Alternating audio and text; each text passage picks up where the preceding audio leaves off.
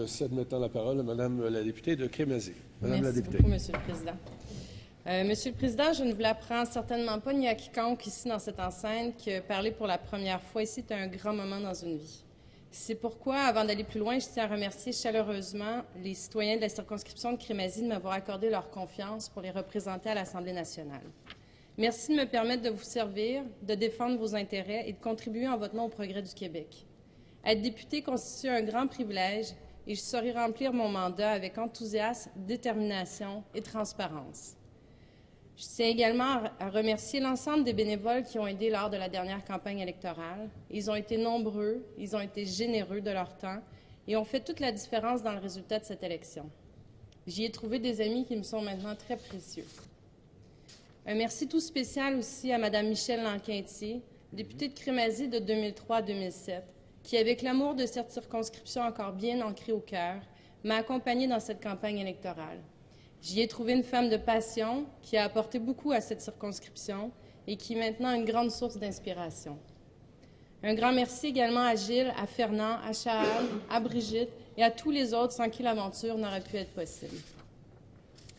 Quelques mots également pour ma belle Émilie, ma grande Émilie qui a trouvé la campagne électorale bien longue, mais qui déjà du haut de ses 5 ans comprend l'importance d'aider les gens et qui comprend également combien le rôle de député est important à cet effet.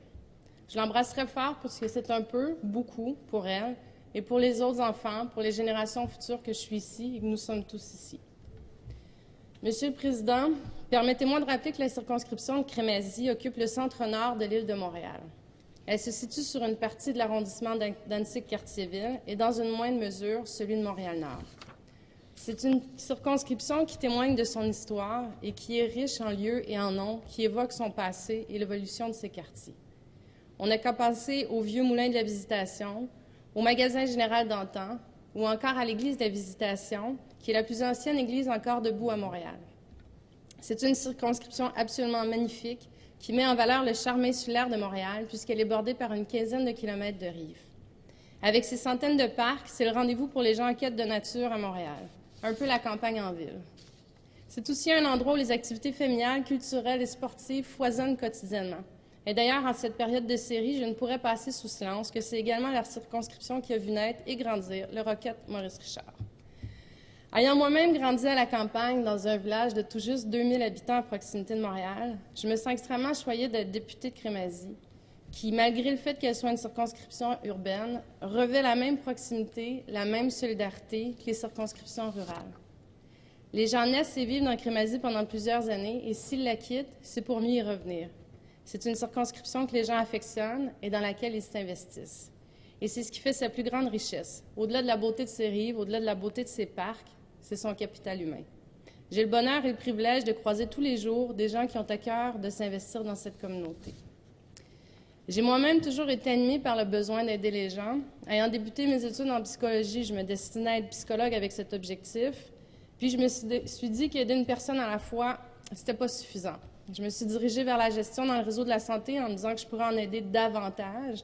Et après une quinzaine d'années, je me suis dit qu'encore ma portée n'était pas assez grande. Et c'est tout naturellement que me présenter comme candidate à des élections et devenir députée, c'est fait dans la même lignée. Avec l'envie d'aider, aider les enfants, nos tout-petits, qui sont notre avenir, qui sont l'avenir de notre société et pour lesquels nous devons nous assurer de leur permettre un bon départ dans la vie. Nos aînés qui ont tant donné au Québec d'aujourd'hui et que nous devons maintenant soutenir, aider, aimer, les personnes seules, les moins bien nantis et les familles. C'est un grand bonheur pour moi de pouvoir aider les gens dans leur quotidien, leur permettre que leur vie soit un peu plus facile. Et le faire dans une circonscription comme celle de Crémazie, où les gens ont à cœur d'aider leurs concitoyens, est un bonheur quotidien. Monsieur le Président, chers collègues, je suis très heureuse d'être ici avec vous. La politique a toujours été présente dans ma vie.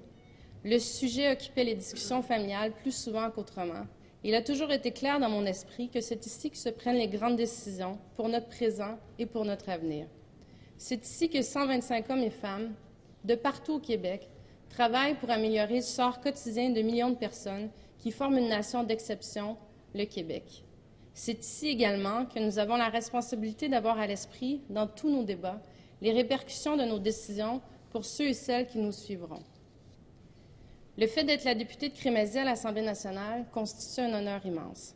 C'est ajouté à cet honneur une responsabilité que je compte remplir avec rigueur et constance, celle d'adjointe parlementaire à la ministre déléguée à la réadaptation, à la protection de la jeunesse et à la santé publique. Je suis très heureuse de cette nomination, très heureuse parce que mes parcours académiques et professionnels m'ont permis de m'y préparer, mais surtout très heureuse parce que la santé publique est au cœur de ma vision d'une nation qui prend soin de ses gens. La santé publique, fondamentalement, vise à s'assurer que nos jeunes, nos aînés, nous tous, en fait, vivions dans un monde plus sain, tout en sachant que les décisions que nous prenons aujourd'hui auront des répercussions majeures sur l'environnement dans lequel nos enfants vivront. On le dit souvent... Désolé de vous interrompre, Madame la députée de Crémazie, mais compte tenu de l'heure, c'est le leader adjoint du gouvernement? Monsieur le Président, il y a consentement, j'ai vérifié avec l'opposition, de dépasser de quelques minutes afin de permettre à Madame la députée de Crémazie de compléter.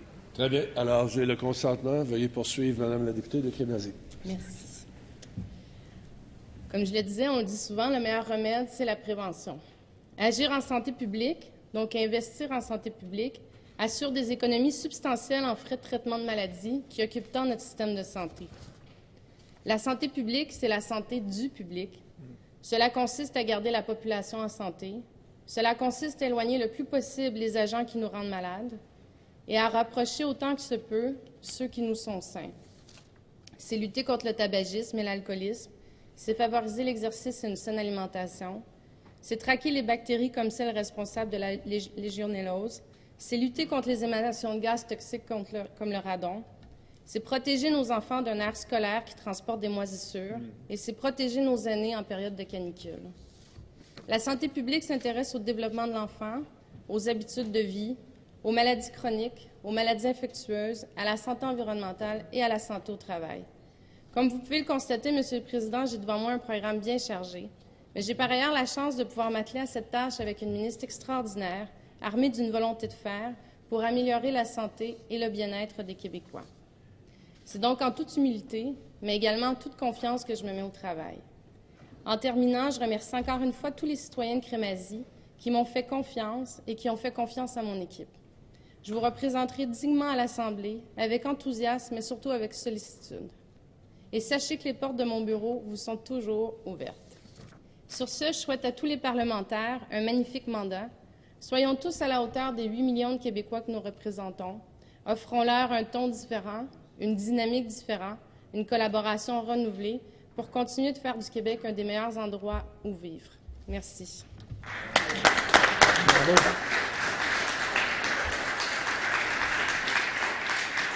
Alors, merci à vous, Madame la députée de Crémazie.